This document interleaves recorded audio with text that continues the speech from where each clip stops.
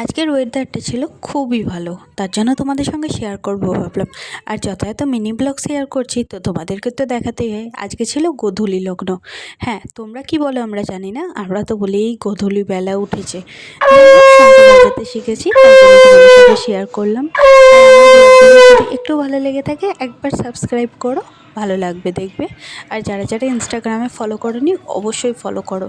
রাধে রাধে।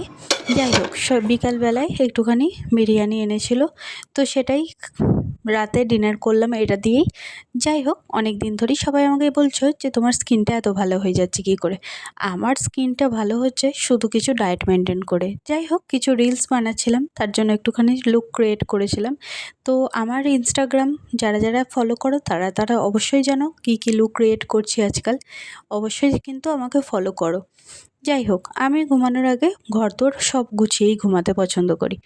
আজকে এই বরফের যে আইস প্যাকটা সেটা কিন্তু আমার একদম যে ন্যাচারাল স্কিন সেটার জন্য অবশ্যই ভালো। আর এই যে 12 মাস যেটা লাগাই সেটা লাগিয়ে নিলাম।